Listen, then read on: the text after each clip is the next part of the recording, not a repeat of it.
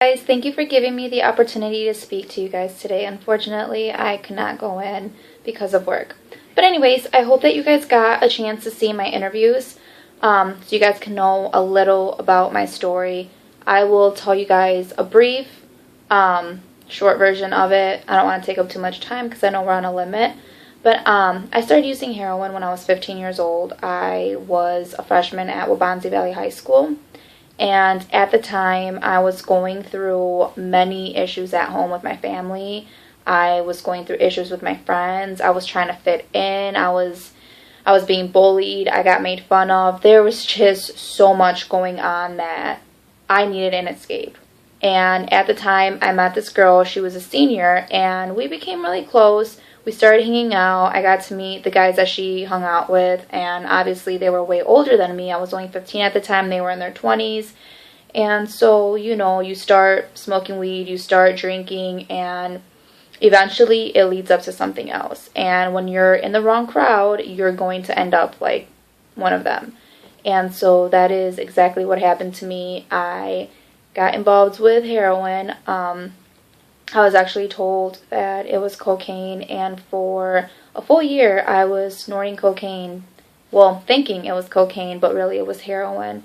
And at the time when I found out that it was heroin, I did not care about anything. I continued doing it. I went to rehab for my first time, and that did not work out at all. I have gone to rehab about 7 times, outpatients, psych wards, everything. And to be honest, it does not work unless you want help. No rehab is going to change you without you wanting to change. And in my case, no rehab did change me.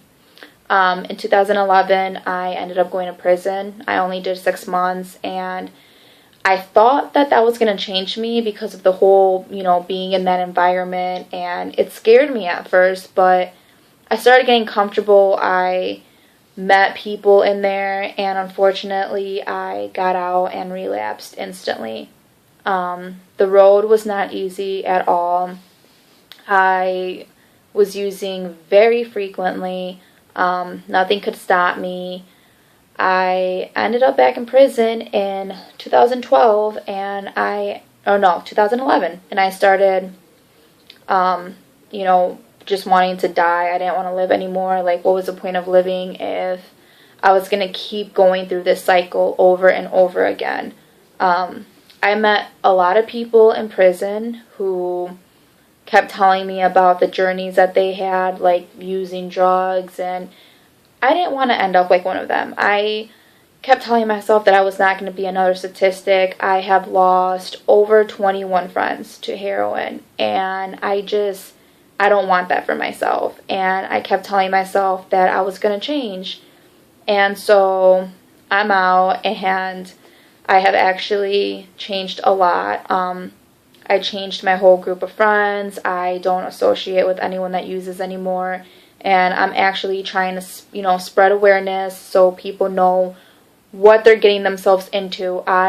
It's my greatest fear to see someone else go through what I went through. When I was in high school, I had so many dreams. I wanted to go to college. I wanted to get a degree, and now I'm 23 and I still haven't gone to college. I see all the people that I went to high school with, and they are graduated or graduating already, and I'm not at that point, but I know that I will be at that point, and so I'm not going to continue to put myself down.